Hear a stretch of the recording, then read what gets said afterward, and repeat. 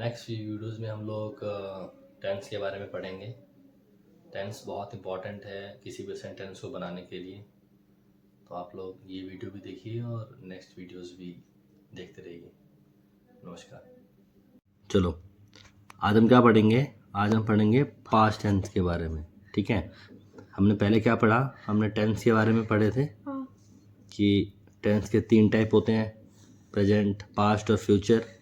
ठीक है, फिर हमने प्रेजेंट के बारे में पढ़ा। ठीक है, हमने ये पढ़ा कि जो जितने भी पास्ट, प्रेजेंट, पास्ट और फ्यूचर है उसके 4 टाइप्स होते हैं, जैसे इंडेफिनिट, ठीक है, कॉन्टिन्यूअस, परफेक्ट और परफेक्ट कॉन्टिन्यूअस। ठीक है, ये तीनों में होगा। अब हम आज पढ़ेंगे पास्ट टेंस के बारे में। ठीक है, तो पास्ट टेंस क्या होता है? मतलब ऐसा सेंटेंस बोलो, ठीक है, जो कि बीत चुका है, मतलब ऐसा एक्शन जो हो चुका है उसको हम क्या बोलेंगे? Past tense.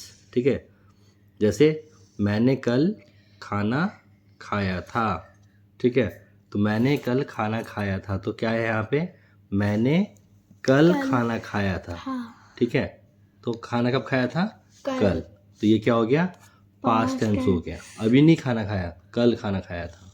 ठीक है, अब देखो, अब इसमें हम सबसे पहले क्या पढ़ रहे हैं? आज हम पढ़ेंगे पास्ट इंडेफिनिट टेंस। ठीक है, तो पास्ट इंडेफिनिट क्या होता है? जैसे प्रेजेंट इंडेफिनिट होता है जिसको हम सिंपल प्रेजेंट बोलते हैं, ऐसे ही पास्ट इंडेफिनिट क्या होता है? Simple past. ठीक है, जैसे प्रेजेंट इंडेफिनिट में क्या क्या होता था?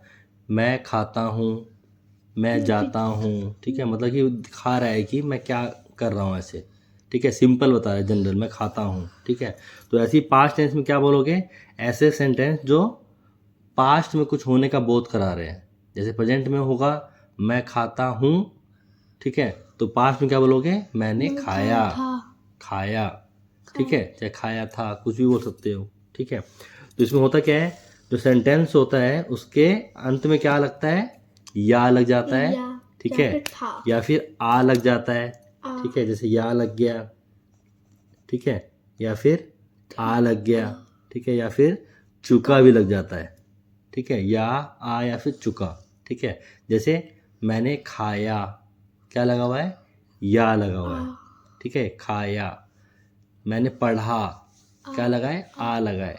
ठीक है, चाहे मैं खा चुका, ठीक है, मतलब क्या लगा हुआ है? चुका लगा हुआ है। तो बता रहा है कि जो पास्ट में ये मैं कर चुका हूँ, मैं पहले कर चुका हूँ। ठीक है, तो वैसे एग्जाम्पल दिया हुआ है, जैसे मैंने पढ़ा, राम स्कूल गया, ठीक है, और वह खाना खा चुका। ठीक है, समझ में आ गया? तो सिंपल पास्ट जैसे बनाएंगे, सिंपल चीज़ बताएंगे उसे। ठीक है, तो उसे हम क्या बोलते हैं? Past indefinite. मतलब it is used to express the action जो कि कंप्लीटेड बिफोर, मतलब जो पहले हो चुका है। ठीक है, समझ में आ गया?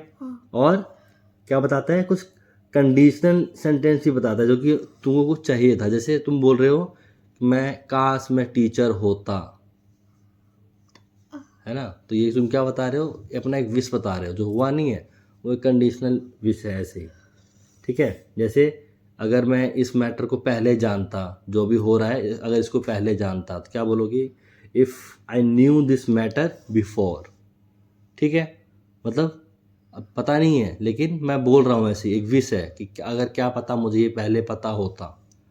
ठीक है, और क्या होता है? एक और चीज़ होती है जिसमें हम किसी भी सेंटेंस को पास्ट में लगाते हैं बनाने के लिए, हम यूज टू का उपयोग करते हैं। ठीक है, वो हम देखेंगे थोड़ी देर में।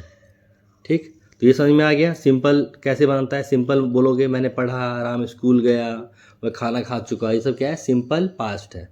ठीक है, अब आ जाते हैं सेंटेंस फॉर्मेशन पे कि भाई सेंटेंस कैसे फॉर्म होता है।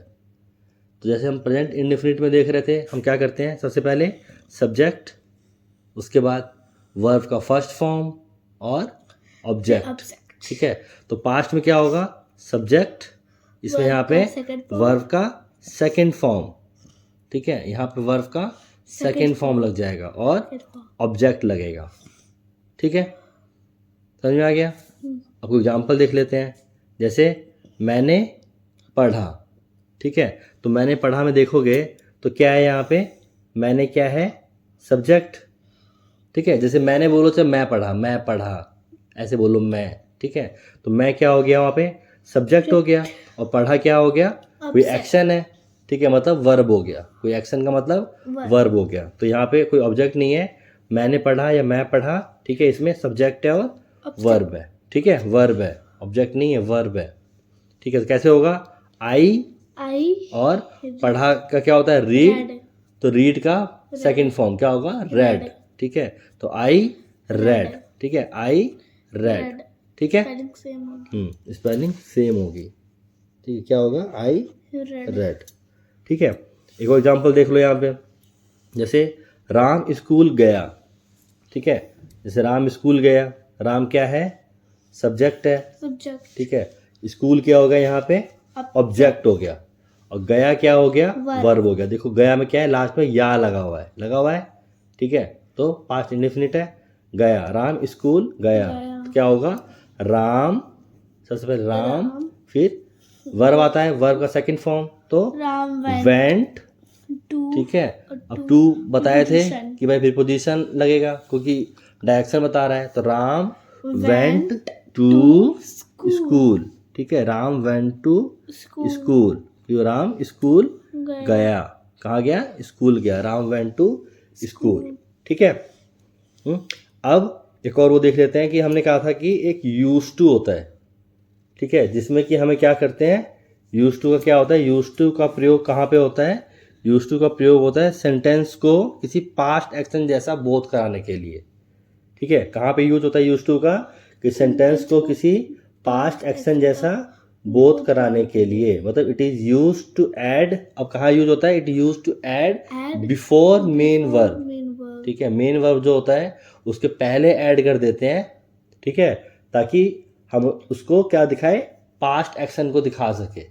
जैसे क्या बोलोगे, मान लो कि तुम कह रहे हो कि वह दिल्ली में रहता था, ठीक है, तो he used to live in Delhi, वो दिल्ली में रहता था, he used to live in Delhi, समझ में आ गया। तो इसमें क्या दिखा रहा है, वो उसने उसको एक्शन को पास्ट में बना दिया, ठीक है, he used to live in Delhi, ठीक है, वो दिल्ली में रहता था, अभी नहीं है, मतलब वो, इसका मतलब ये ऐसे ही बोल सकते हो कि वो दिल्ली में रहा करता था, he used to live in Delhi, he used to do this, वो ये काम किया करता था। तो ऐसे में क्या बोलोगे, यूज टू लगा दोगे, ठीक है, यूज टू, और लगेगा कहाँ पे, जो मेन जो वर्ब होगा, जैसे लिव यहाँ पे मेन वर्ब है, ठीक है, तो जो मेन वर्ब है उसके पहले लगता है, ठीक है, मेन हमारा लिव क्या है, हमारा मेन वर्ब है ना, तो मेन वर्ब से पहले लग जाएगा यूज टू,